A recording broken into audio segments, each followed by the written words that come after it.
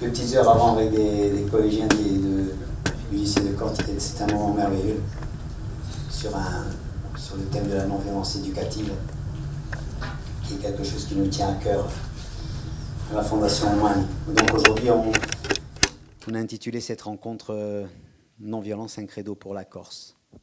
No violenza, un credo per la Corsica. J'ai fait quelques-unes de ces rencontres déjà à Vigo, à Lata, à Ajaccio, etc. Et je suis assez surpris d'une part, peut-être pas ce soir, mais par la soif et le besoin que je ressens. Khalil Gibran, il dit « Ce que je dis n'a pas de sens.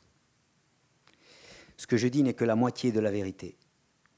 Mais je te le dis pour que nous puissions ensemble trouver la deuxième moitié. » Quand on me demande de commenter tel ou tel événement qui survient en Corse, ici ou ailleurs, en voyageant à travers l'Europe, je dis très souvent, ne me demandez pas ce que je pense, demandez-moi ce que je fais. Et c'est un peu ma loi, j'ai envie de dire notre loi du marché. Marché, le verbe ER, le verbe marcher à l'infinitif, qui nous tient à cœur à la Fondation Umani, et qui est un petit peu notre colonne vertébrale. La non-violence, elle avance avec des principes fermes, des objectifs raisonnables, des moyens justes. Elle n'écrase pas l'adversaire, elle ouvre la porte à l'espoir du meilleur. Et l'esprit de la non-violence, c'est d'abord, la première chose, ne pas rester spectateur. C'est savoir que l'on peut toujours accompagner l'autre au changement. Tout un chacun peut changer jusqu'au dernier instant de sa vie. Et ça, c'est un espoir merveilleux. La non-violence, elle nous dit que nos plus grands ennemis, ils sont très souvent là où on les ignore le plus, c'est-à-dire au fond de nous-mêmes. La peur, la résignation, la méfiance, la passivité. Être blessé et se sentir paralysé par la blessure. Souvent, cela fait le lit de beaucoup d'oppression. Ne plus avoir la force d'exiger la vérité. Quelli che conoscono Dio Salve Regina. Dans le Dio vi salvi Regina, il y a une phrase merveilleuse qui dit « Boi da nemici nostri a noi la de vittoria ». C'est d'une intelligence remarquable. Les nemici nostri, ce sont aussi ceux que nous avons à l'intérieur de nous-mêmes. C'est peut-être cela à quoi nous invite le Dio vi salvi Regina. Identifier en nous-mêmes tout ce qui peut être adversaire, qui peut repousser la justice, la vie. Et celui qui ne combat pas les ennemis qu'il a à l'intérieur de lui, d'abord, il aura beaucoup d'ennemis autour de lui. Il aura beaucoup d'ennemis dans le monde. Et donc, il aura du mal à prendre conscience que la bataille la plus dure que chacun de nous doit mener, c'est la bataille en soi-même. La bataille en sé. L'homme fait des erreurs, mais il peut se transformer. Avete inteso in lingua corsa questa frase che dice «O Signore ha fatto a tutti». C'est une phrase merveilleuse, une sagesse immense. Hein? Que tu sois le plus indigent, le plus pauvre, si umano e o Signore ha fatto a tutti. Vous l'aurez compris, il ne s'agit pas pour la Fondation Umani ni pour moi d'organiser des cercles, des causeries sur la violence, sur la non-violence. Il ne s'agit pas non plus de s'enfermer avec un livre de Gandhi ou un chapelet. Il ne s'agit pas de faire en permanence et l'inventaire de nos misères, de nos échecs, mais d'expérimenter justement des cercles nouveaux, des cercles vertueux, de confiance, d'apprendre à poser des questions, de construire des réponses et surtout de transformer les réalités qui nous indignent et que nous souhaitons transformer. Et réaliser justement combien les outils, la philosophie, l'esprit, les méthodes de la non-violence, les réussites, les pages d'honneur de la non-violence, elles sont justement opérationnelles pour nous aider à trouver cette autre moitié de la vérité dont je parlais tout à l'heure. Alors, non-violence, un credo pour la Corse, j'aurais pu dire un credo un peu incroyable, si j'en juge aux opinions généralement répandues. Ça vous étonne peut-être, non-violence, un credo pour la Corse. Et je comprends que ça puisse nous étonner. Moi aussi d'ailleurs. Le mot de non-violence, il a suscité, et il suscitera encore beaucoup d'indifférence. Bien sûr, on dit, bon, c'est un truc contre la violence, donc ça gêne personne. Finalement, on est un peu tous contre la violence. Ça suscite aussi la méfiance. Ça peut susciter aussi l'hostilité de celui qui dit, mais c'est bon, là, qu'est-ce qu'il fait là? Il nous trahit, là, il y a un truc qui ne va pas. Et donc, je souhaite que nous cheminions un peu sur cette réflexion. En fait, je me dis que je suis venu vous parler de deux inconnus. la Corse et la non-violence. Pour la non-violence, première inconnue, la tentation, c'est de réduire ça à un vœu pieux. Non-violence, ok, bon. On est contre la violence dans le monde, qui ne l'est pas. On enfonce des portes ouvertes. C'est gentil sur le principe, mais c'est naïf. C'est utopique. C'est sans effet sur les réalités. Pas du tout efficace, c'est peu réaliste. C'est justement, il n'y a que les artistes pour imaginer des choses comme ça. Justement parce qu'on ne la connaît pas. En France, d'ailleurs, la non-violence comme outil efficace est loin d'être entrée dans les consciences et dans la vie publique. Ça, je vous le confirme. En particulier en France. Dans les institutions, dans le débat public. Quand vous voyagez un peu en Europe, je peux vous dire qu'il en est tout à fait autrement. Dans tous les pays anglo-saxons, scandinaves, les structures de la non-violence font partie des structures profondément intégrées dans les systèmes d'État, etc. Et pourtant, si on y regarde bien, la non-violence est un des outils les plus efficaces. Elle a fait ses preuves, d'ailleurs, dans le monde entier et dans l'histoire. Hein. Je vous rappelle que cet inconnu, son esprit, sa philosophie, ses méthodes d'action, qui sont loin d'être un gadget pour bisounours, comme je l'entends quelquefois, ou pour occuper les enfants, qu'elle a réalisé l'émancipation de l'Inde avec Gandhi face aux colonisateurs anglais, à une époque où effectivement le peuple indien dit il faut prendre les armes, il faut y aller. Gandhi a non, on va choisir une autre méthode. Il a gagné face aux colonisateurs anglais qui n'étaient pas tendres. Qu'elle incarne la lutte de Martin Luther King, qui a formulé I Have a Dream, ce rêve que des enfants noirs et blancs soient assis sur les mêmes bancs d'école, et après une ségrégation impitoyable entre noirs et blancs, une oppression atroce. Des millions de gens se sont mobilisés, Rosa Parks, dont vous connaissez le nom, etc. Et aujourd'hui, les USA ont un président noir. Imaginez en 1950, vous auriez dit ça à des Américains. En 2014, vous aurez un président noir. Elle a inspiré Nelson Mandela, qui a créé la nation arc-en-ciel. Que le mur de Berlin, et ça se sait très peu en France, quand il est tombé, sans une goutte de sang, il est tombé parce que des militants de la non-violence se réunissaient dans des petites villes de l'Est, à 5 personnes, 10 personnes, devant une église, sur une place publique. C'était tous les lundis soirs. Ils se réunissaient, certains allumaient des bougies, d'autres chantaient, d'autres se taisaient. Ça commençait à faire se savoir. Mais ils avaient un mot d'ordre très important. Le mot d'ordre, c'était keine Gewalt. Pas de violence. Ce mot d'ordre les a guidés vers le rassemblement le plus important que nous connaissons. C'est comme ça que le mur de Berlin est tombé sans une goutte de sang.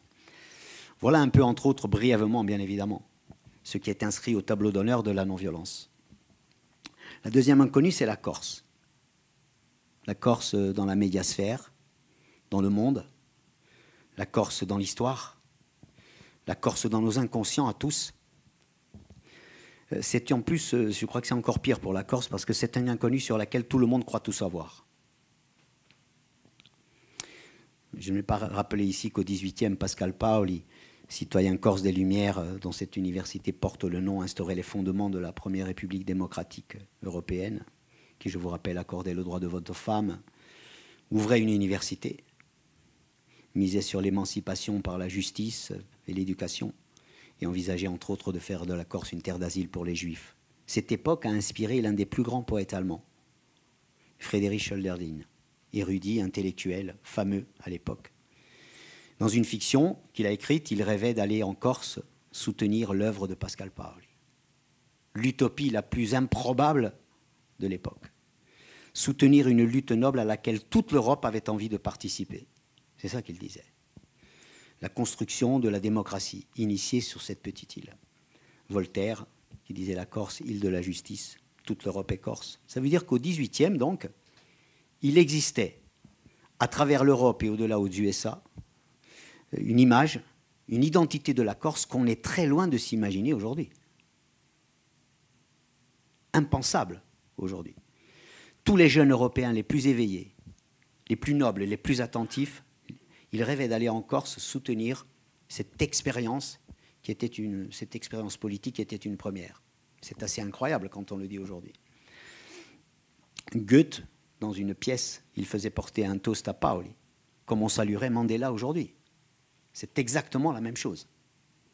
Un des grands, des plus grands, peut-être le plus grand écrivain allemand. Alors, Hölderlin, c'était le 18e. OK. Que s'est-il passé depuis ? Que s'est-il passé entre Hölderlin, Paoli, Rousseau, Voltaire et le portrait de la Corse d'aujourd'hui. Qu'est-ce qu'il s'est passé? Est-ce qu'on a déjà nommé ce qui s'est passé? Est-ce que la question, à mon sens, dans le grand débat, dans le débat international, elle n'existe pas. Cette question-là n'est jamais posée. Elle laisse totalement indifférent toute analyse profonde, toute recherche de sens est le plus souvent écartée. Avec un argument génial, c'est le plus grand de tous, si c'était aussi grave, ça se saurait. Si ce qui s'était passé était aussi grave, ça se saurait. Corse et violence aujourd'hui sont étroitement associés dans l'inconscient de tous quand vous voyagez en Europe et ailleurs. La Corse serait le berceau de la violence et de l'intolérance en Europe. C'est ça, le portrait robot qui circule. Dans notre inconscient de Corse aussi. La pire des maladies, c'est justement quand ton système immunitaire se dirige contre toi. Je veux parler de notre auto-image, qui est souvent désastreuse et nous paralyse. C'est nous, on a perdu nos valeurs, nous éduquons mal nos enfants, nous avons trop d'armes, nous devenons aveugles sur nos propres vertus. Nous sommes tels qu'on le dit. Comment vous les Corses, vous osez parler de non-violence? Comment nous, les Corses, nous allons parler de non-violence? On me l'a déjà dit. Vous, nous, les Corses, on va parler de non-violence.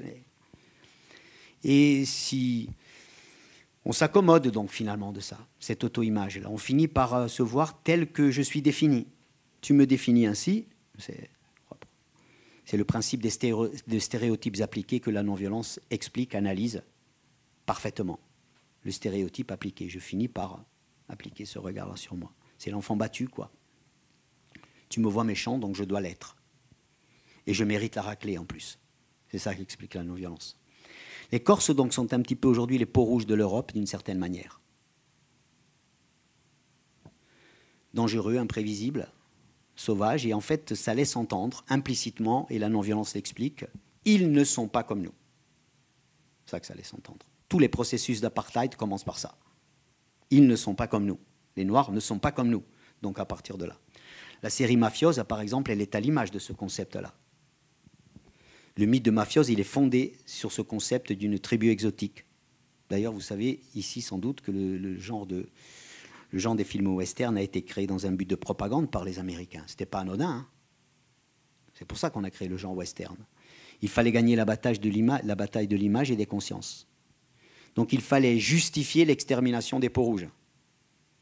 Donc on a dit, on va faire des films, on va les montrer inhumains. Et surtout, ils ne sont pas comme nous. Donc s'ils ne sont pas comme nous, nous avons bonne conscience, on se dédouane de toute responsabilité historique. S'ils sont ainsi, il faut les combattre, vous comprenez? Donc nous les combattons. Donc nous sommes dans notre droit. Nous sommes même dans l'obligation de le faire.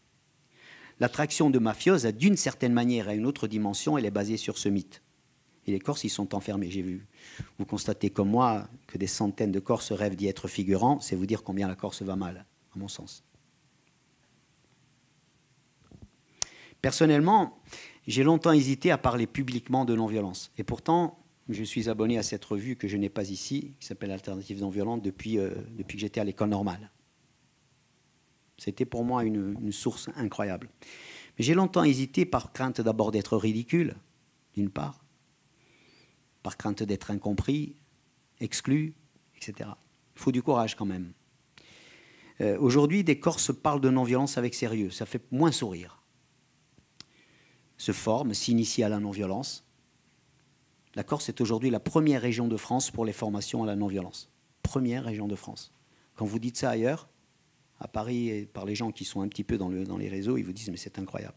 Il y a plus de 7500 personnes qui ont ici en Corse, au moins, assisté à une conférence, fait une formation d'une journée, de 2, de 3, etc.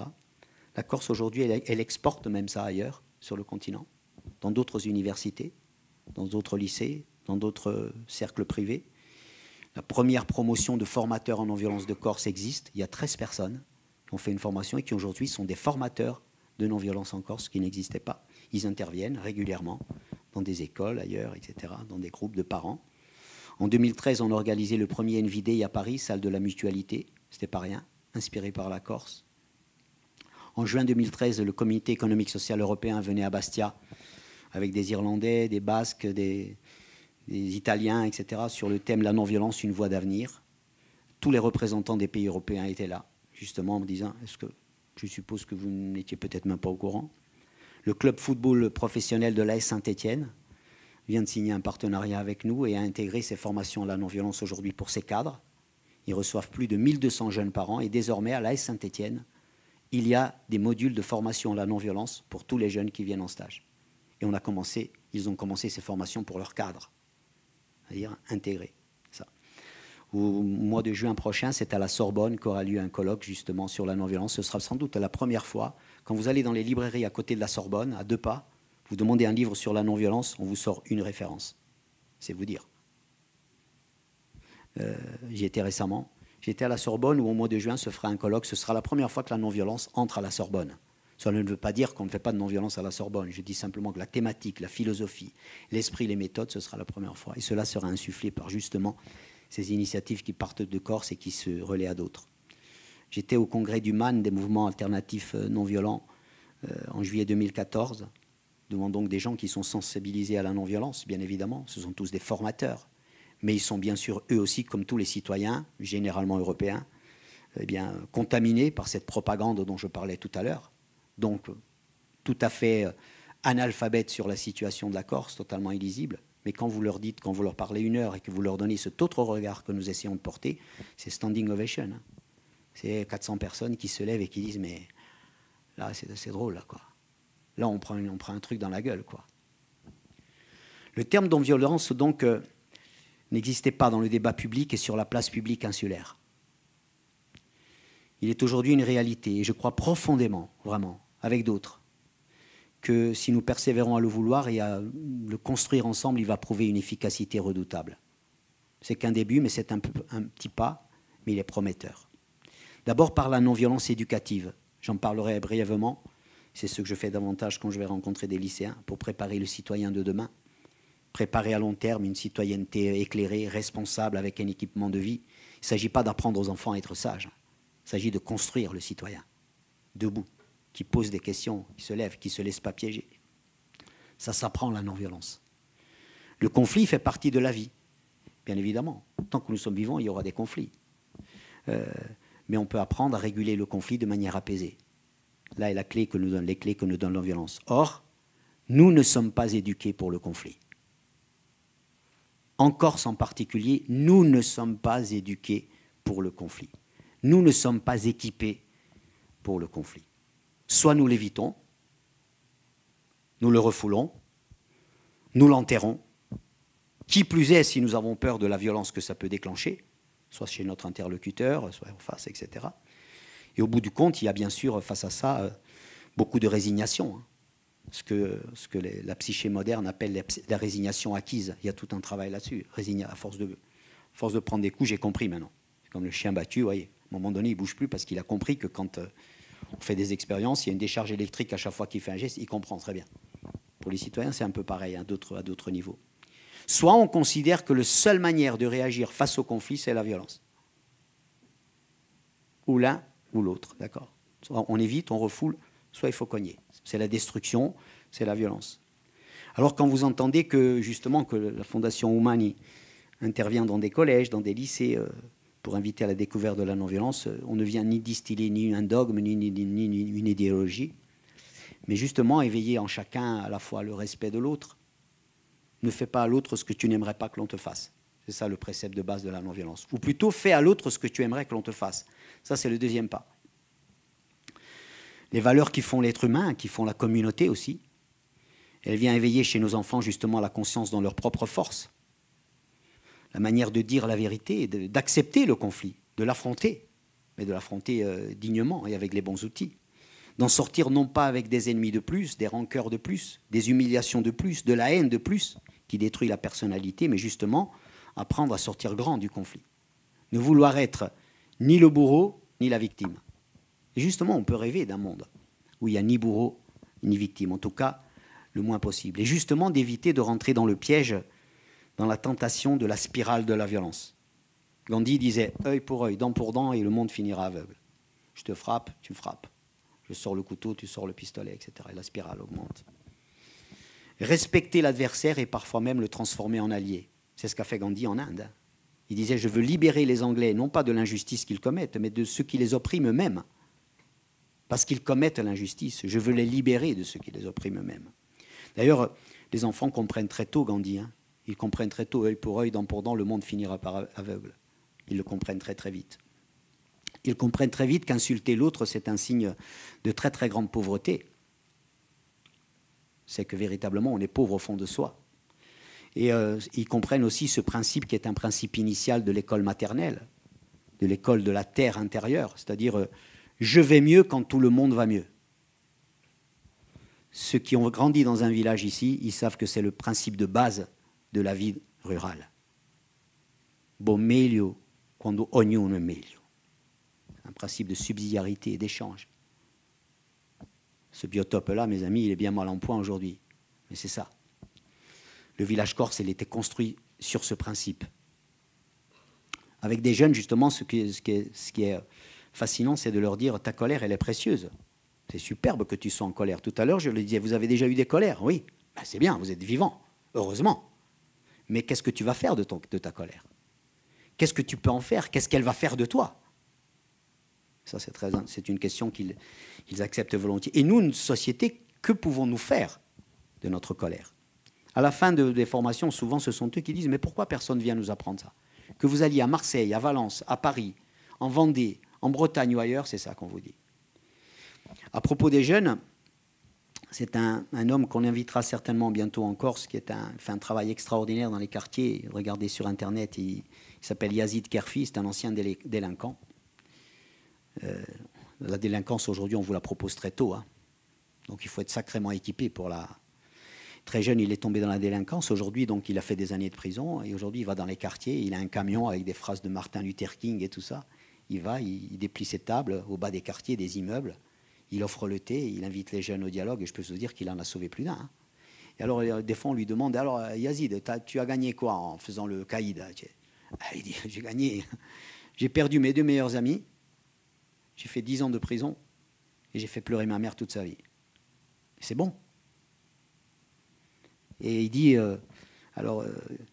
la colère, c'est mon carburant, la non-violence, c'est mon moteur. C'est ça aujourd'hui, son slogan. Sur cette non-violence éducative, sur laquelle je ne m'étalerai pas, vous pourriez lire près de 7000 témoignages d'adultes et de juniors, 50%. Nous avons récolté, hein, on ne les a pas là ce soir, mais c'est dans des classeurs qu'on fait circuler. Et vous verrez les témoignages, l'éloquence des témoignages. Hein. On sort transformé. Ça nous ouvre les yeux, je reçois des textos, enfin bref. Mais la non-violence éducative est l'accueil des gens libres et les laisse libres. Ça, c'est très important, justement. Grandir avec des règles, des expériences, des limites, ce qui n'est pas négociable, c'est un équipement de vie, donc. Aux juniors de régler leurs conflits et à nous autres adultes de régler les nôtres, ceux de notre société. En n'oubliant jamais que les juniors nous regardent, qu'ils nous imitent. Ils nous regardent et ils nous imitent. Je deviens ce que je vois autour de moi.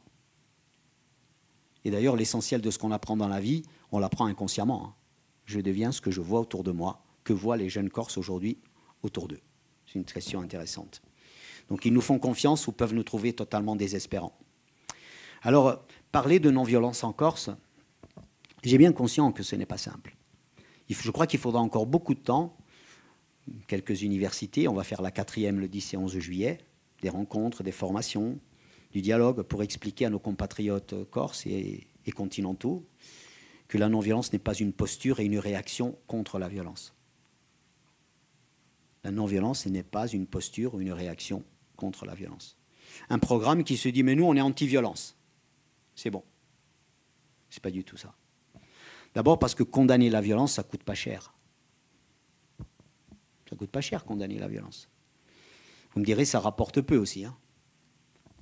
Mais pour celui qui ne veut rien changer, pas de problème. Je suis contre la violence, ça a peu d'importance. On peut bien sûr condamner la violence, mais on peut condamner le sida, la misère, la précarité, il n'y a pas de problème. On peut tout, on peut faire la liste des vœux pieux. Donc se contenter d'être contre la violence, spectateur, c'est se donner bonne conscience à très peu de frais. Hein. C'est ce que la Corse a connu et connaît encore aujourd'hui. C'est inopérant.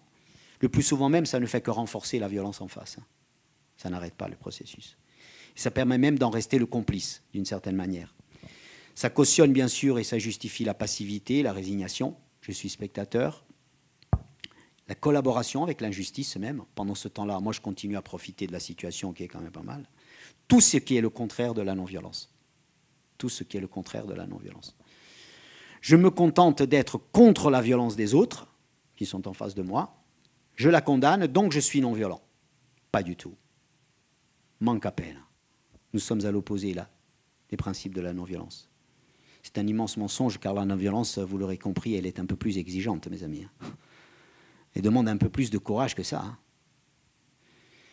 On voudrait éradiquer la violence, mais la violence ne s'éradique pas, ni ici ni ailleurs. On peut par contre la dépasser. On peut la limiter. On peut la transformer. On peut la remplacer par quelque chose d'un peu plus efficace et un peu plus intelligent. Oui, on peut la remplacer. La colère, c'est mon carburant, la non-violence, c'est mon moteur, dit Yazid Kerfi. Ce qui veut dire donc que le nom de non-violence, NON, n'est pas celui du contre la violence, pas du tout. Contre le système, il y a ce merveilleux test de Bernard Werber qui s'appelle Le Système. Des fois, je l'offre aux jeunes, je dis affiche-le dans ta chambre. C'est dans le livre du voyage. Vous verrez. Donc, c'est pas, plus on est contre le système, plus on le renforce. Mais celui qui dit justement ce nom de non-violence, il dit la violence est un piège. Il y a mieux à faire. Et peut-être qu'ensemble, nous allons essayer de trouver comment mieux faire. La non-violence dit la violence est un symptôme. Mais moi, je veux comprendre la maladie. Je veux guérir la maladie. La non-violence, très souvent, la violence d'ailleurs, très souvent, elle peut être la première réaction de bonne santé d'un individu. Quelqu'un qui se met en colère, c'est peut-être le plus vivant d'entre nous, là. Ça peut être un signe de très très bonne santé intérieure. Lui, au moins, il a éclaté de colère. Ok, je ne suis pas d'accord sur tout, mais quand même, il s'indigne, il s'insurge. Dans la non-violence, je me définis justement dans la recherche de la bonne santé, la salutogénèse d'un peuple, d'une communauté, comment je la construis. Je veux guérir la maladie à long terme. Et je ne peux la guérir que si je ne me contente pas justement de condamner les symptômes en disant « mais moi, je condamne les symptômes ». Oui, d'accord. Je veux nommer l'injustice en cherchant la vérité et en comprenant les mécanismes. En reconnaissant justement que la violence qui est commise par l'homme révolté qui est là, elle peut faire appel à sa part la plus digne de l'humanité, la plus estimable de l'homme, en reconnaissant que c'est un appel, une énergie qu'il faut respecter, mais une énergie qu'il faut tenter de recycler et de transformer. Et là est tout le dilemme. Ne fût-ce que du point de vue de l'efficacité à long terme. Et la Corse, mes amis, de ce point de vue-là, elle nous donne véritablement un microcosme où il y a de quoi nourrir la réflexion. Gandhi disait « Je préfère la violence à la lâcheté ». Je préfère la violence à la lâcheté. D'un violent, je peux faire un combattant non violent, il disait. D'un lâche, je ne peux rien faire. De ce point de vue, ça vous étonnera peut-être et ça les étonnera aussi. Mais l'esprit des militants clandestins corses, il est parfois plus proche de la non-violence que le sont les spectateurs et les profiteurs d'une situation. Ça vous étonnera, ça les étonnera peut-être, mais c'est la réalité. Ainsi, ceux qui pensent, à mon avis, que la non-violence est en Corse une croisade contre la violence, n'en ont compris pour le moment, je le dis bien, ni l'intelligence ni les ressources. Qui plus est, si quand on dit la violence en Corse, on ne désigne par là qu'une seule violence, parmi toutes les autres. Les seuls violents parmi tous les autres. Parce que quand on dit la violence en Corse, on parle, ou on parlait, on vise ou on visait exclusivement la violence clandestine. La violence nationaliste, qui est la seule que l'on nomme ainsi. La violence. Contre la violence, c'est ça. Celle que l'on désigne implicitement, celle que la médiasphère nomme ainsi, et celle que nos inconscients à tous nomment ainsi, en réduisant. La violence, c'est ça. C'est la violence des clandestins. Mais en Corse, comme ailleurs, on devrait pour le moins parler de violence au pluriel, mes amis. Pour avoir le regard un peu plus large. Celles qui se voient et celles qui ne se voient pas, les violences. Celles qui sont dites et celles qui ne sont pas dites. Celles qui sont enterrées, celles qui ne sont pas reconnues. Avoir interdit une langue, c'est une violence terrible. Fermer une université pendant 2 siècles, c'est une violence terrible. Ne pas écrire l'histoire dans les livres d'histoire officiels, c'est une violence terrible. Faire douter les gens de leur communauté, c'est une violence. le chômage, la précarité et tout le reste. Et plus encore, j'ai envie de rajouter, parce que j'en parlerai, être opprimé au quotidien par la criminalité comme nous le sommes, et être opprimé par l'impunité surtout, et la non-élucidation. Ça, c'est une violence terrible. Impunité et non-élucidation qui vont de pair, bien évidemment, avec la criminalité. Tout cela ne semble jamais entrer en Corse dans le vocable « la violence ». Donc vous comprenez bien que, pesons bien le poids des mots. Donc le mot de la violence en Corse, ce n'est pas un mot neutre. Ce n'est pas un mot neutre. Il ne prend jamais tout son sens. Il désigne une violence en taisant toutes les autres. À quoi ça profite? À qui ça profite? La première vertu de la non-violence, c'est justement de remettre en cause cet usage-là, d'exiger cette vérité-là, cet ordre établi, ou plutôt j'ai envie de dire ce désordre établi. Donc je ne suis pas ici venu témoigner d'une croisade contre la violence. C'est d'ailleurs très souvent, je lis la presse le lendemain de nos interventions, et avec bonne intention, très souvent, les médias disent Oumane contre la violence, etc. Et on aura du mal à sortir, mais on avance. Mais c'est une recherche de bonne santé, une capacité justement à imaginer autre chose, des moyens nobles pour porter chaque noble cause. Voilà l'ambition de la non-violence. Des moyens nobles pour porter chaque noble cause. Voilà ce à quoi nous invite la non-violence. Et justement, est-ce que la non-violence n'est pas à sa manière une troisième voie? Et est-ce que nous sommes capables dans nos têtes de faire cette place pour une troisième voie? Diventiamo artigiani all'opulenza, c'est un peu ça notre programme depuis 4 ans. C'est une volonté justement de se sortir de cette prison et de cette contrainte qui se formule, que je résume en une question. Alors, tu es pour ou contre la violence? Vous êtes pour ou contre la violence là? Ça fait 40 ans que la Corse est enfermée dans ce dilemme, cette frontière. Aujourd'hui, on a envie de dire, mais moi je suis ni pour ni contre. Je cherche un autre chemin. Je ne suis ni pour ni contre, qui justement nous permet de sortir de cette dichotomie-là. D'ailleurs, en toute question, quand on vous dit pour ou contre, dites-vous bien qu'il y a un piège. C'est extrêmement réducteur. Donc, sortir de cet enfer, ou plutôt cet enfermement, c'est de là dont il faut sortir. Tu es pour ou contre la violence? C'est une infirmité qui nous condamne à l'échec. C'est à cela que nous invite la non-violence, et surtout l'action non-violente, et surtout la lutte non-violente. La non-violence, elle se met toujours du côté de ceux qui souffrent, bien évidemment. Première chose, du côté de celui qui souffre. Mais elle est aussi du côté de ceux qui combattent. Et c'est là sa vertu. Car les violents font au moins partie de ceux qui s'insurgent face à l'injustice, quand elle est vérifiée, quand elle est constatable, quand elle est avérée, quand nos consciences la reconnaissent. Et pourtant, la non-violence, elle a quelque chose à leur dire. Hein. Elle a quelque chose de fondamental à leur dire. Sois vigilant sur les moyens que tu utilises. Tu crois détruire la maladie, mais en fait, tu détruis l'organisme entier. Et tu n'es pas limité à ce choix binaire dans lequel on t'enferme. C'est-à-dire mourir, être spectateur, ne rien faire, hein, être du côté de la résignation, de la lâcheté, ou bien détruire et faire mourir. Tu n'es pas limité à ça. Hein. Tu n'es pas limité à mourir ou faire mourir. Justement, on peut trouver d'autres. La non-violence nous dit vivre, debout, rêver, imaginer, lutter, solidariser. Il y a donc une troisième voie, il y a donc d'autres outils qui existent. C'est en cela où la non-violence nous équipe. Le premier principe en non-violence, c'est « je ne suis pas spectateur ». Le pire qui puisse nous arriver, disait Saint-Exupéry, c'est justement d'être spectateur. Mais je veux comprendre. Je nomme l'injustice, je ne l'accepte pas, je ne m'y soumets pas, autant que faire se peut. Je cherche la vérité et je paye le prix pour que la vérité soit dite. Je paye le prix pour que la vérité soit dite. Parce que l'injustice, justement, elle se cache souvent dans l'ordre établi. Hein. Les victimes, très souvent, dans une situation d'injustice, elles sont plus souvent résignées que debout. Hein. On le voit bien. Hein. Et pour cause. Elles ne saisissent même plus l'espoir et la chance de s'en sortir par la lutte. D'ailleurs, très souvent, tous les grands combattants non violents le disent, avant de convaincre les oppresseurs qu'ils commettent une injustice, le plus souvent, le plus difficile, c'est de convaincre les victimes qu'elles sont victimes d'injustice. C'est ça le plus dur. Tu es victime d'injustice, mais tu n'en es pas conscient, tu ne le sais pas, c'est ta résignation acquise. Et qu'elle mérite mieux. Tu as droit à mieux. Et je pense que la Corse, très souvent, elle a droit à mieux. les sans espoir, justement, pour les transformer en sujets, en debout. Leur donner un équipement, bien évidemment, ouvrir les yeux. Le deuxième principe de la non-violence, c'est que je choisis les bons moyens.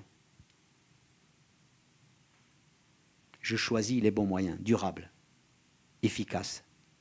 La fin est dans les moyens comme l'arbre est dans la graine, disait Gandhi.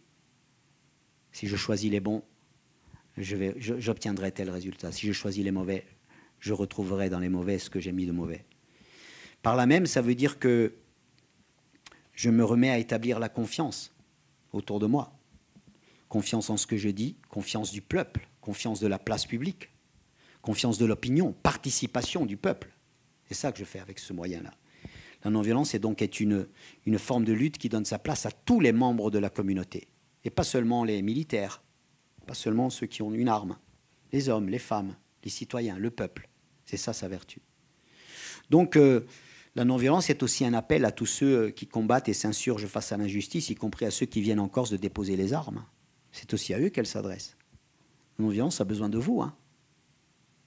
Plus que jamais d'ailleurs.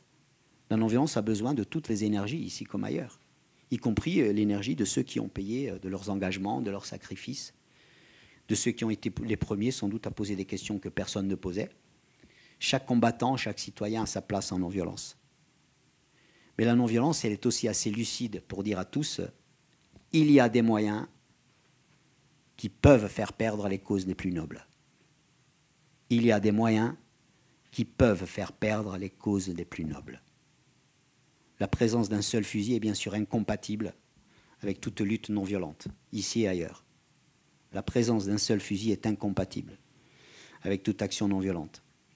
Vous voyez donc, mes amis, que le propre de la vérité, c'est un peu plus complexe de dire je suis pour ou contre. Et c'est un peu là l'intelligence et la promesse de la non-violence. Ne vous étonnez pas hein, que 7500 personnes ici en Corse aient fait un pas vers ça, à la découverte. Parce que je crois d'abord que la souffrance est immense, dite ou non dite, consciente ou pas, et qu'il y a un besoin, qu'il y a une soif profonde, d'un équipement de vie. Et je crois que quand on est dans la maladie, eh ben, on attend plus que les autres le vaccin. Hein. Demandez aux malades du sida, hein, vous verrez. Hein. Tous les matins, ils lisent la presse pour savoir si on n'a pas trouvé le vaccin qui répare. Alors pourquoi la Corse a tellement besoin de la non-violence? Au regard des statistiques, effectivement, la Corse serait aujourd'hui la zone la plus criminogène d'Europe. C'est des choses qui sont avérées. La Corse est opprimée par le crime. Elle est encore plus opprimée par l'impunité, qui sont deux vases communicants, je le disais tout à l'heure. Entre 2004 et 2011, on a eu ici 85 meurtres non élucidés, commis par des professionnels. Imaginez à l'échelle de la France, cela ferait 2100 meurtres impunis par an. Jamais punis. Il y a donc encore, en matière de grande criminalité ici, 18 fois plus d'impunité qu'en terre continentale. C'est avéré. La Corse se retrouve comme ça donc au centre d'un scandale judiciaire qui n'est jamais nommé, c'est-à-dire une justice par terre. Est-ce que nous sommes conscients de cette catastrophe-là, mes amis? Il n'y a plus de terre ferme pour la société. Les familles, moi je les appelle, on pourrait dire les familles humiliées, moi je les appelle les endeuillés. Mais en fait, on est tous des endeuillés, hein, d'une certaine manière. Dans ce contexte, j'entendais un procureur qui disait en octobre 2012 dans Libération, on ne peut reprocher son inefficacité à la justice en Corse tant que les Corses ne feront pas leur devoir de citoyens.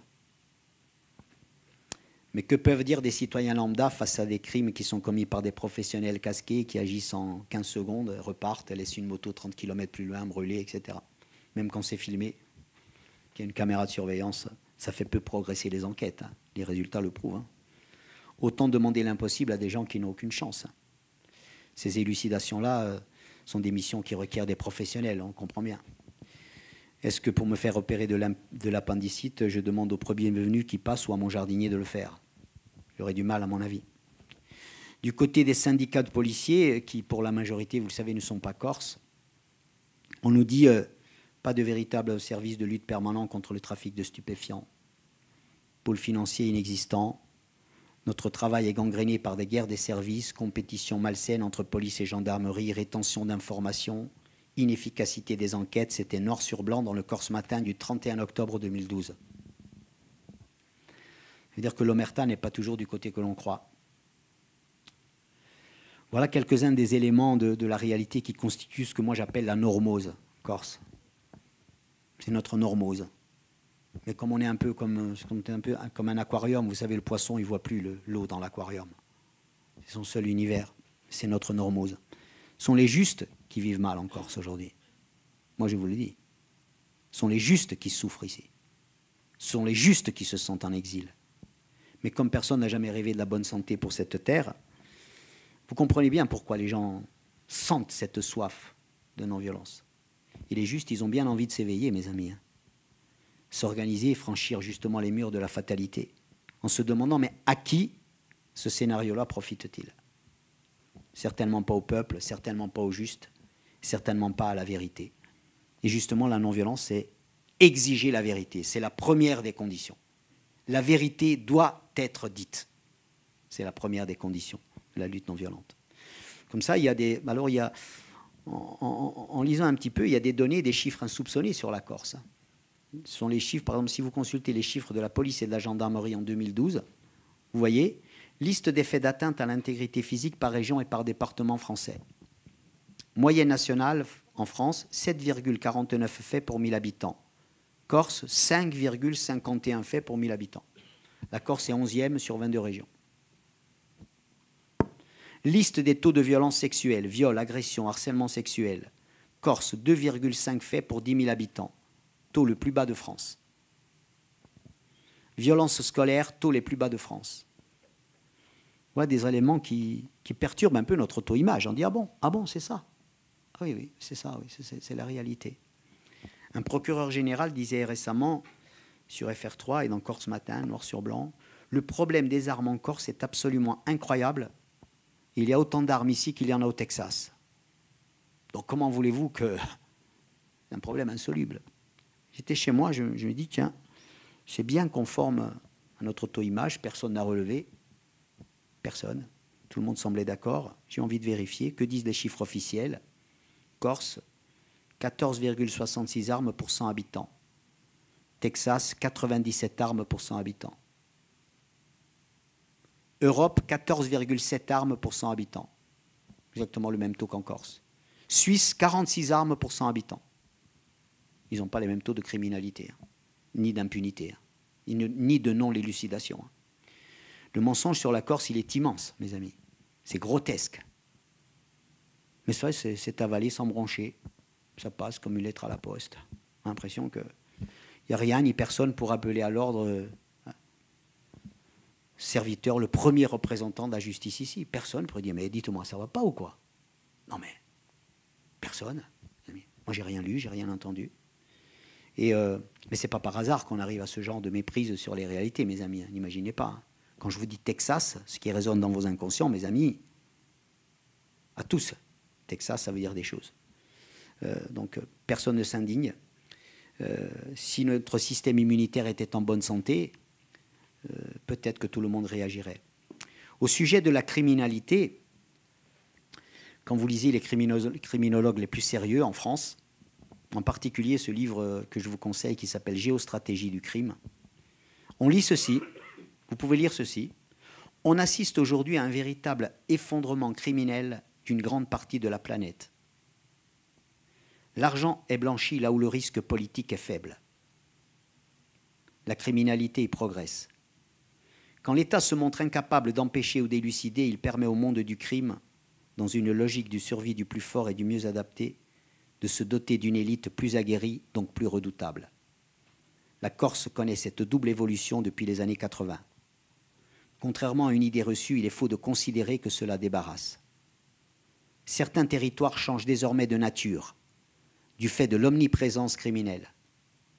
On ne peut plus dissocier aujourd'hui l'histoire du crime de l'histoire politique, économique et sociale. Le crime organisé est dans certaines régions un employeur plus conséquent que l'État ou l'industrie légale. Il est à sa manière une source d'ordre public. Voilà ce qu'écrivent des criminologues parmi les plus sérieux de France, François Thual et Jean-François Guéraud, dans Géostratégie du crime. C'est des citoyens français. Ce genre d'analyse, il est loin d'intérêt en Corse. Il est loin d'être digne d'intérêt chez nous. Chez nous, on préfère la thèse l'exotisme de mœurs particulières, de traditions, de grands-pères, que sais-je encore. C'est ça qu'on nous vend. Hein.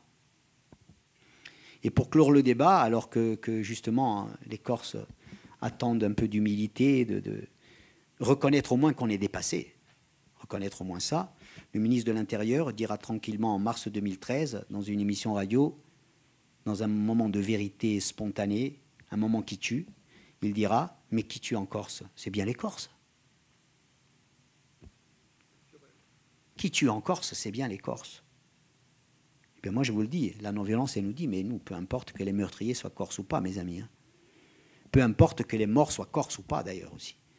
Nous voulons une société sans assassinat, nous voulons un état de droit, sans victimes, sans bourreaux, et surtout une justice établie. Est-ce que vous imaginez le juge Falcone aller dire aux Siciliens, qui tue en Sicile, c'est les Siciliens? Non. C'est le premier responsable de la sécurité sur le territoire qui dit ça. Ce n'est pas l'esprit et le sens des responsabilités, ni de Malraux, ni de Václav Havel, ni de Mandela, je vous le dis, hein, qui souffle là, mes amis. Ni du juge Falcone. Ce n'est pas ce sens-là. En Italie, la criminalité, c'est un problème national. Ici, c'est un problème de mœurs, problème local, problème culturel. C'est ça notre drame. Il y a eu un meurtre médiatique à Monaco récemment, et on a prouvé que les commanditaires et les tueurs ne sont pas forcément identiques et ne vivent pas forcément sur place. Dans le cas, le commanditaire était russe, proche de la famille. Le recruteur était monégasque et les meurtriers présumés sont des jeunes Comoriens de Marseille. Vous voyez qu'un crime, ça s'organise, mes amis. Hein. Pas fait par des amateurs. Hein. D'ailleurs, ça s'organise, c'est une logistique. Et ce genre de petites phrases à la qui tue en Corse, c'est les Corses, ne nous rapproche certainement pas de la vérité et de la résolution. Ça nous engage encore plus dans le désarroi, dans la défiance. C'est une manière d'abandonner cette société. Ben, c'est vous, écoutez. Ce que je vous dise. Ben. Alors après, à partir de là, justement, à qui vous vous confiez quand vous n'avez plus confiance? Quand vous entendez cette série-là de propos, vous vous confiez au procureur, vous vous confiez au ministre, vous vous confiez à l'élu, vous vous confiez à qui? Alors pourquoi la non-violence trouve-t-elle un écho en Corse aujourd'hui? Pourquoi est-elle, à notre sens et à mon sens, une voie profondément d'avenir? Les Corses, ils sont comme tout le monde. Hein.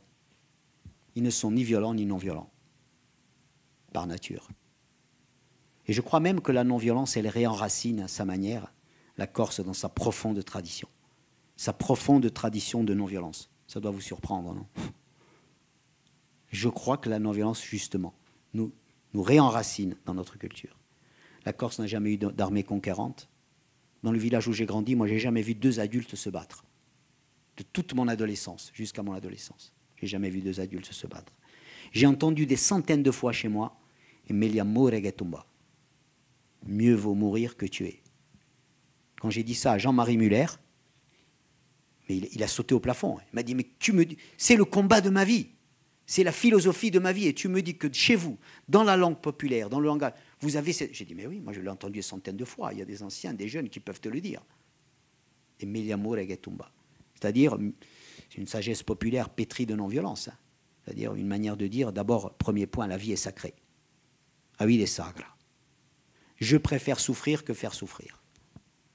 Recevoir la mort plutôt que la donner. Et les événements récents, justement, nous donnent aussi des explications. Mon père me parlait de ces sages qu'on appelait Ibagiri. Il y aurait d'ailleurs des merveilleuses recherches à faire là-dessus. Hein. Ibagiri, les faiseurs de paix. Dans tous les villages de Corse ou toutes les pièves, quand il y avait un conflit, on n'allait pas voir le tribunal, le truc, etc., qui très souvent, c'était eux, c'était les médiateurs. Ils étaient des régulateurs sociaux. Le propre du Pagiro, c'est qu'il peut rentrer dans toutes les maisons. Ça, sa force. Et là, il fait tiers. Notion fondamentale en non-violence. Et comme ça, on apaise le conflit. Une manière de... C'est inscrit dans la pensée des paysans, de tout le monde rural. Dans une société donc civilisée et non pas barbare, qui ne règle ses problèmes qu'à coup de... etc. Ça aussi, ça existe. Moi-même, j'ai été invité à jouer ce rôle de Pagiro il y a quelques années, quand la Corse a traversé cette période de guerre fratricide. Et je peux vous dire que d'une certaine manière, ce n'était pas anodin. Et ça ne résonnait pas dans le vide. Alors pourquoi la Corse a-t-elle tellement besoin de la non-violence? Je vous l'ai dit, d'abord, éviter deux pièges, le pour ou contre la violence. Ça fait 40 ans qu'on est enfermé dans cette question-là, qui est un mur. C'est un véritable mur. C'est une frontière qui paralyse le peuple. Et justement, par la non-violence, on n'est plus condamné justement à ce choix binaire-là. Ici, qui est pour ou contre la violence? Je vous demandais tout à l'heure. Voilà un piège qui nous est tendu. 2 impasses. Peste ou choléra? Vous voulez quoi? Et s'il y avait justement une 3e voie, une bonne santé, ni la lâcheté d'un côté, ni la violence de l'autre ne nous sortent d'affaire. Ni la lâcheté d'un côté, ni la violence de l'autre ne nous sortent d'affaire. Le 2e piège, qui à mon sens est très très prégnant, c'est de dire, mais écoute, je veux bien t'écouter, mais tout ce qu'on a obtenu, on l'a obtenu par la violence. À mon sens, c'est un postulat pernicieux. Très très tenace, je l'avoue, mais pernicieux. On l'entend très souvent. Hein. En fait, c'est une manière de laisser entendre, si tu veux être efficace, mon ami, si tu veux gagner, il faut que tu utilises des moyens qui se retourneront contre toi, contre la noblesse de ton combat, que ton adversaire va exploiter, bien évidemment, et dans lequel tu finiras par perdre la crédibilité, la liberté, au nom de ce qui est prétendu, justement, libérateur. Alors continue. Même avec une colère estimable, même avec une indignation estimable, des sacrifices énormes qui touchent, je le disais tout à l'heure, les plus vivants, les plus indignés, il faut se demander justement si ces sacrifices-là portent vraiment les fruits espérés, jugeant l'arbre à ses fruits. C'est ça qu'on doit se demander. Est-ce que tu n'offres pas à l'adversaire les arguments dont il a besoin en choisissant ce moyen-là? Le 3e point que je vois, c'est une sorte d'admiration malsaine que vous entendez, qu'on entend très souvent. Cette phrase, moi, je l'ai entendue tant de fois dans des dîners, dans les soirées, etc. Mais vous, les Corses, vous avez eu au moins le courage de mettre des bombes. Souvent, vous entendez ça. Pour moi, c'est un compliment empoisonné. Bien sûr, il y a sans doute une part de vérité, mais les problèmes nous rattrapent, hein, vous aurez vu. Hein. Ce n'est pas des règlements durables, hein, des solutions durables. Mais il faut examiner le prix à payer et le résultat à long terme aussi. Quant aux admirateurs qui font ces compliments-là, Jean-Marie Muller, quand il en parle, il dit ceux-là, ils font de la violence par procuration. Une manière de dire, je t'encourage à utiliser ces moyens-là, quoi. Encourage ton fils à le faire. Ces moyens qui feront ta perte, qui se retourneront contre toi, qui épuisent tes énergies, qui t'empêchent d'établir et de construire des réponses qui sont seules capables de structurer les vraies solutions, quoi. Mais je suis fasciné par ta capacité à t'autodétruire. C'est merveilleux, c'est très exotique, c'est fabuleux. Moi, je reste spectateur. Hein. Compte pas sur moi, je commente, je suis fasciné. Hein. C'est-à-dire, je compte les points. Jean-Marie Muller dira, c'est l'attitude la plus lâche de toutes. Vas-y. Et c'est surtout pas cela dont la Corse a besoin. Alors, quelle est la réalité de la Corse? Puisque nous parlions de vérité, il y a des éléments spécifiques qui révèlent justement la situation et l'état d'urgence et de souffrance. Et justement, la non-violence nous incite à trouver les clés pour voir la Corse telle qu'on ne la voit jamais. La vérité, c'est bien connu, elle est dans les détails, hein, mes amis. Elle n'est pas dans la vitrine qu'on nous propose, elle est dans les détails. Même si beaucoup de détails, je le conçois, ne font pas un diagnostic complet. Mais il y a des petits morceaux de puzzle comme ça qui en disent long sur ce que nous vivons tous les jours.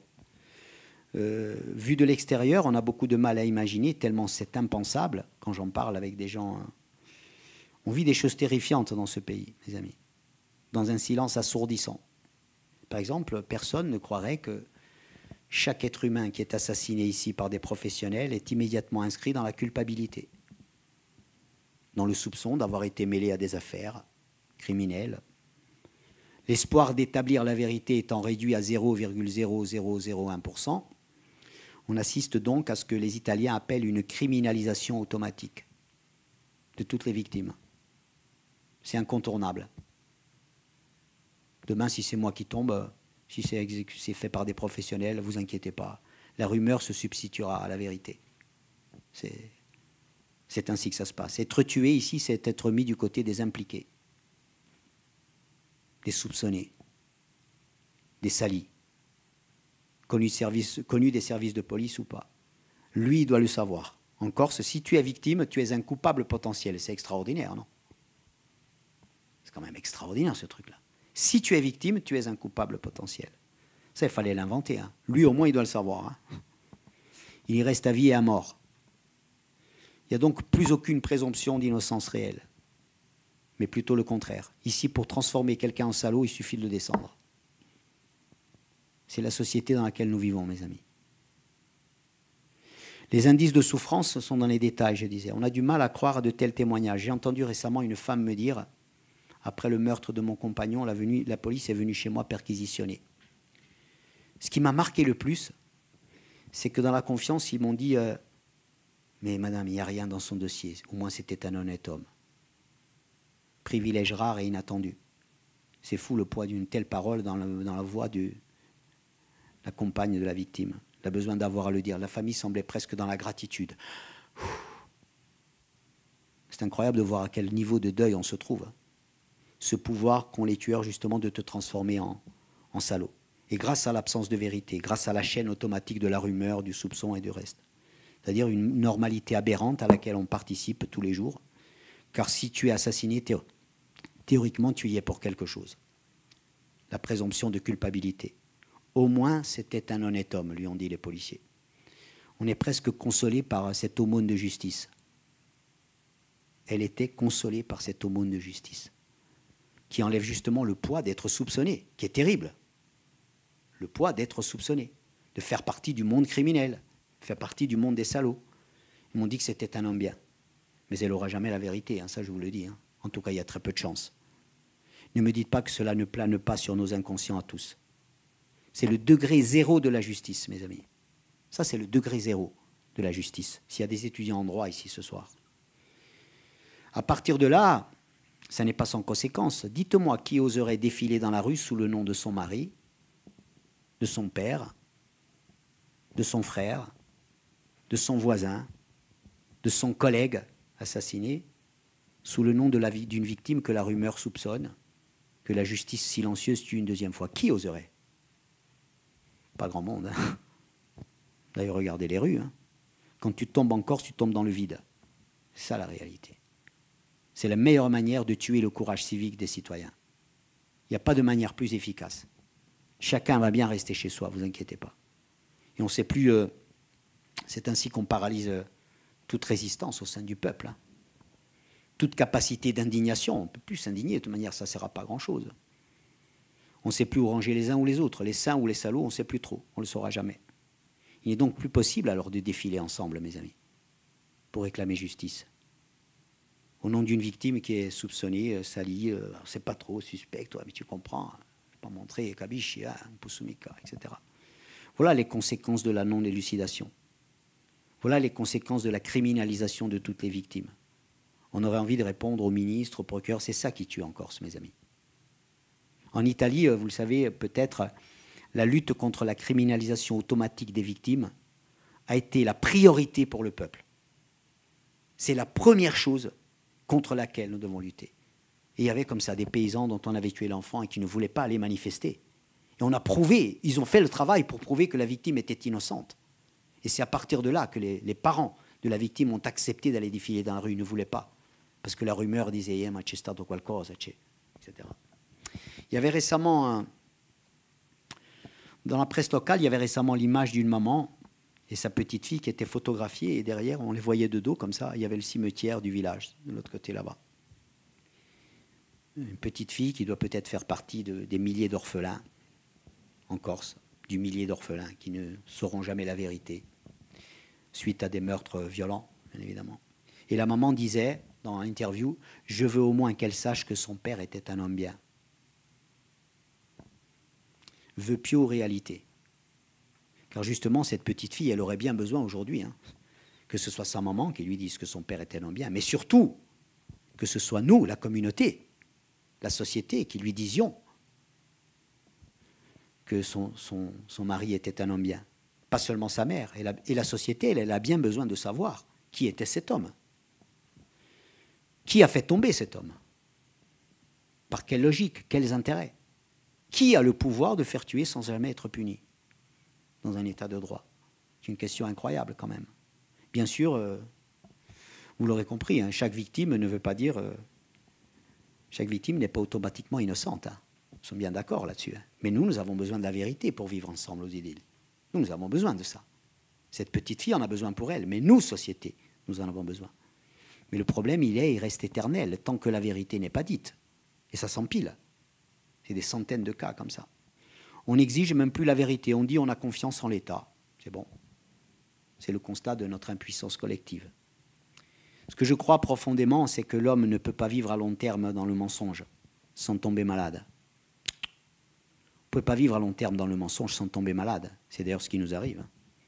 Et la Corse vit en concubinage avec plusieurs mensonges. L'homme ne peut pas vivre à long terme dans le mensonge sans être dangereux pour lui d'abord, pour lui-même, et dangereux pour les autres aussi. Et nous participons comme cela d'une société de plus en plus dangereuse, mes amis, où on se tait de plus en plus, bien évidemment. Tu es déstabilisé quand tu n'es pas dans la vérité. Tu ne peux pas être dans la confiance. À qui tu te confies quand tu n'as plus confiance? Tu restes chez toi. Hein. Ou tu te confies au procureur, on le disait. Alors, les familles corses, elles ont quand même une grande vertu, c'est qu'elles savent souffrir en silence. Ce silence-là, c'est une résistance, une force qu'il faut savoir accompagner. Lui rendre la place que cela mérite dans le combat civique, bien évidemment. Tandis que les criminels se frottent les mains parce que finalement, l'impunité, ça rend hardi. À la suite de l'assassinat d'un deuxième haut fonctionnaire du Conseil général de Haute-Corse, le 23 mars 2014, un soir d'élection, je vous le rappelle, ça n'est pas anodin. Un soir d'élection, pas anodin. J'ai entendu dire de vive voix, après ce deuxième meurtre, nous les fonctionnaires, nous avons peur de signer certains documents. De l'extérieur, on dirait, mais où est le danger? Tout va bien, oh, c'est bon, qu'ils se mettent au boulot, hein. Fonctionnaires, d'accord, qu'ils se calment, qu'ils fassent leur travail, qu'ils arrêtent. Mais si on cherche à comprendre et à décoder, effectivement, on peut risquer sa vie parce qu'on a signé un permis de construire. C'est ça qu'ils nous disent. Hein. L'attribution ou le refus d'attribution d'un marché, la décision sur une offre publique. Qu'est-ce que sais-je encore? Je ne connais pas les rouages de tout ça. Cette peur de signer, mes amis, c'est un symptôme alarmant. Elle est scandaleuse. Mais malheureusement, elle semble justifiée. Quand vous parlez, vous avez l'occasion d'avoir un rapport de confiance, ce qui n'est pas simple. En fait, ça devrait être le dernier signal d'alarme dans une société, mes amis. Ce devrait être le dernier signal d'alarme. Le plus grave symptôme d'une société déréglée. Pour moi, c'est le bouton rouge qui clignote, mes amis. C'est le bouton rouge qui clignote. Apparemment, ça n'est pas pour tous. Hein. Ni pour l'État, ni pour nos représentants. Mais c'est là que commence justement la responsabilité d'une société. C'est là que devrait commencer notre désobéissance civile, le courage civil. Le réflexe du sursaut immédiat, il a du mal, bien évidemment. C'est presque la désertion de la responsabilité. Personne n'a rien à dire. Personne n'a rien à dire. Mais au final, c'est bien une dégradation extraordinaire de la sécurité publique dont nous avons tous besoin pour vivre ensemble. On a le deuil, bien sûr. Ça, oui. On met une plaque en marbre. C'est la justice bon marché. Tous les citoyens, ou presque, préféreraient la vérité. Hein. Tous les citoyens préféraient la vérité. Tout rentre dans l'ordre, finalement, les apparences sont sauves. Ce qui est le mieux protégé, c'est le mécanisme qui prépare le prochain. Personne ne rougit de honte, bien évidemment. Hier, c'était des bandits de grand chemin. Maintenant, les bandits, ils sont dans le cerveau du système, parce que ce n'est pas par hasard. Le sentiment des fonctionnaires est parfaitement justifié. Ils sont exposés parce qu'ils sont les plus faibles. C'est pour ça qu'ils sont exposés. D'autres se dérobent, on porte le deuil, mais en fait, on devrait porter la honte en responsabilité. On devrait porter la honte. Un homme politique éminent disait récemment, après l'assassinat justement de Jean Leccia, la Corse est victime de ses vieux démons. Est-ce que vous imaginez un élève qui arrive en classe et qui dit « j'ai pas fait mes devoirs à cause de mes vieux démons » C'est possible, ça? Est-ce que c'est crédible? Quand un homme politique dit cela, apparemment, ça marche. Non, ce n'est pas de vieux démons, mes amis. C'est de la criminalité organisée qui défend des intérêts, qui lutte pour des pouvoirs. C'est un mécanisme perfide qui serre le nœud au cou du peuple. C'est un écosystème bien organisé, dont nous participons d'ailleurs. Moi aussi, sans doute, dont nous participons. Tout ce qui est mystique et légendaire n'a absolument rien à voir là-dedans. Hein. On ne peut pas mieux s'excuser de nos manques, hein, de nos carences, de nos paresses. Au poste de haut fonctionnaire de Jean Lecce, en mars 2014, j'ai appris qu'on a nommé une femme. Si on était honnête, on devrait lui dire « on ne garantit pas votre sécurité hein. ». Si nous étions honnêtes, c'est ça qu'on devrait lui dire.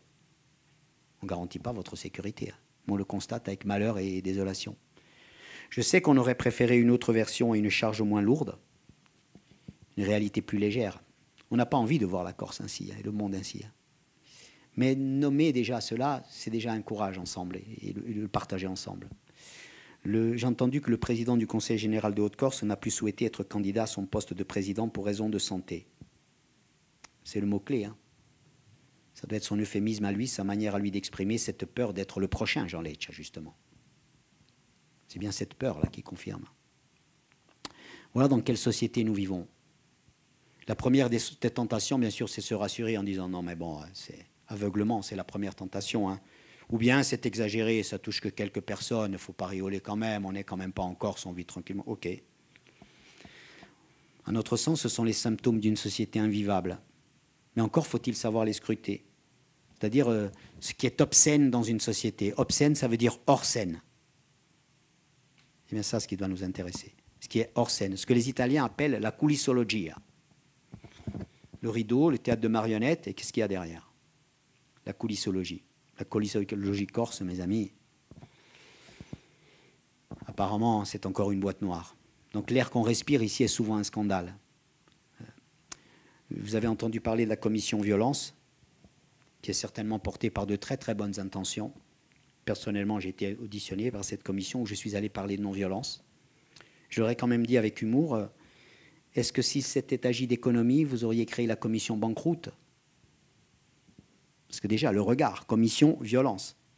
On va faire l'inventaire, on va recommencer l'archéologie des violences en Corse, l'histoire, le Moyen-Âge, à laquelle on donne d'ailleurs un aspect particulier à la Corse, mais le Moyen-Âge se ressemble dans le monde entier, quand vous lisez un petit peu. Et cette commission violence, dont je dis bien que je reconnais bien volontiers ici les bonnes intentions, mais en tant que citoyen, j'ai quand même le droit de dire que récemment, ils ont lancé une campagne auprès des jeunes collégiens de Corse.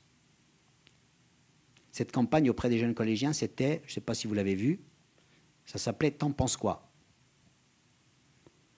Le briefing, c'était « Tu vas sortir ce soir, ton copain porte une arme, t'en penses quoi ?» J'imagine bien que la commission violence de la CTC a été créée pour combattre une criminalité qui cherche justement à dominer, à prendre du pouvoir, à mettre à genoux cette société. Mais c'est vers les collégiens qu'on se tourne. C'est fabuleux. Pour régler le problème de la criminalité en Corse, on va voir les collégiens. Tout cela, je vous le rappelle, est validé par toutes les mouvances politiques de Corse. Et vous en pensez quoi? Est-ce que c'est le bon diagnostic? On commence par les plus innocents. Même si elle est sincère, c'est une merveilleuse esquive. Se tourner vers les jeunes collégiens qui n'y sont pour rien, d'ailleurs. qui sont beaucoup plus désarmés qu'armés. Pervertir donc la catastrophe criminelle de la Corse en petits problèmes culturels. Vous sortez le soir, vous avez des armes, etc. C'est ça le problème. Je sais bien ici à Corté qu'on a eu quelques tragédies. Oui, il y a eu comme ça une ou deux tragédies, comme celle entre étudiants ici. Mais ne demandez pas l'impossible à la société corse, mes amis. Ce genre de tragédie existe partout. Ce genre de tragédie existe partout. Mais là n'est pas le scandale de la société corse. Je m'excuse. Ce n'est pas ça le scandale de la société corse. Pour la société, d'ailleurs, ce genre de meurtre, ce genre de tragédie, d'un point de vue de l'état de droit, de la justice, ces meurtres ont trouvé leur vérité. Le meurtrier est allé se dénoncer, la vérité est dite, il paye sa peine, chacun a droit à une chance de réparation. Bref, d'un point de vue de l'état de droit, c'est réglé. Même si c'est tragique, bien évidemment. Mais ne demandons pas l'impossible à la société. Alors on en profite pour faire des reproches au grand-père. Le grand-père qui lui a donné... Vous vous rendez compte? C'est incroyable quand même. Hein, oui, bien sûr. Et pendant ce temps-là, on laisse prospérer la criminalité. Le leurre sur les grands-pères et sur les culturels. Par contre, c'est vrai qu'en attaquant les vrais responsables, on risque beaucoup plus, bien évidemment. Hein. On risque pour soi d'abord. On risque pour un certain nombre de choses, pour l'écosystème dont je parlais tout à l'heure. J'ai entendu qu'on allait demander aux jeunes la préparation de questionnaires. On va leur demander de faire des clips, en fait, de s'auto-dénoncer. C'est nous, quoi, les jeunes Corses. Maintenant, on arrête les armes. Hein. C'est bon. Hein. D'accord. Est-ce que ça vous étonne que très peu de lycées et de collégiens aient répondu à cette campagne? C'est presque rassurant, non? Une sorte de désobéissance civile spontanée. Alors, il paraît qu'ils vont proposer de faire des questionnaires. Moi, j'aurais d'autres. J'aimerais bien faire une journée de réflexion, de travail sur dire quel autre questionnaire on pourrait inventer ensemble. Tiens, ce serait mieux plutôt que de poser des questionnaires aux jeunes. De leur dire questionnaire des futurs Rosa Parks Corse, quoi. Pour toutes les secrétaires de mairie de Corse, tiens, il y aurait peut-être des questionnaires à faire, à préparer. Pour tous les citoyens électeurs, pour tous les fonctionnaires dans les administrations, pour tous les gendarmes corses, pour comment sont nommés ou cooptés les gens autour de vous. Vous sentez-vous en sécurité? Racontez-nous votre état de droit. Est-ce que vous avez été vous-même victime de pression, etc. Est-ce que vous avez été sanctionné parce que vous n'avez pas... etc. Il y a des questionnaires merveilleux à travailler là-dessus, mes amis. Et la non-violence, justement, elle nous aide à être inventive. On pourrait faire un questionnaire, mais qui tue, hein, au bon sens du terme, hein, qui tue la bêtise. Hein. Mais pas aux collégiens, hein, mes amis. Oh.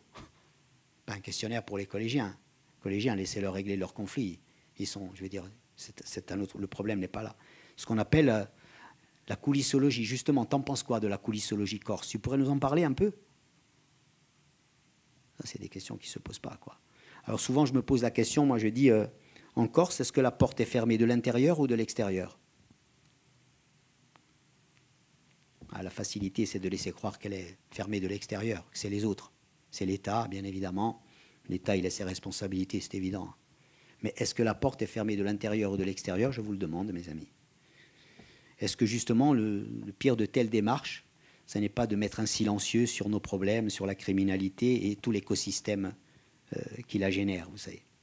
Alors le seul message, ça ne peut pas être « ça ira mieux demain », mes amis, hein, bien évidemment. Hein. Ça ne peut pas être ça le message. Donc le diagnostic, il peut être terrible, mais dès qu'on a un diagnostic, mes amis, et qu'on s'oriente vers des choses qui nomment les vérités, au moins on peut agir, quoi, parce qu'on a un diagnostic. Il y a en Corse, dans le peuple, ici, une énorme réserve de valeurs. Vous le constatez tous les jours. Extraordinaire dans ce pays. D'honnêteté, de courage, des valeurs qui n'attendent qu'à être libérées, quoi, mises en réseau. Il y a certainement un nouveau pacte à inventer d'intelligence, de responsabilité. Et il y a surtout une vraie carte des vérités de la Corse à établir. Hein. Je vous jure, hein. Une vraie carte de la vérité, quoi. Je vous rappelle quand on parlait tout à l'heure de Rosa Parks, en 1955. C'est simplement en s'asseyant dans un bus à une place qui n'était pas prévue pour les Noirs que Rosa Parks a enclenché ce qui devait devenir une lutte qui a eu un retentissement international, des soutiens de tous les côtés, parce qu'elle était dans la non-violence. Et que tout le monde autour lui disait « mais il faut prendre des armes ». C'est par ce geste-là, elle, formée à la non-violence, qu'elle a déclenché ce qui a abouti justement à la fin de la ségrégation. Alors, c'est bien des Rosa Parks dont le monde a besoin.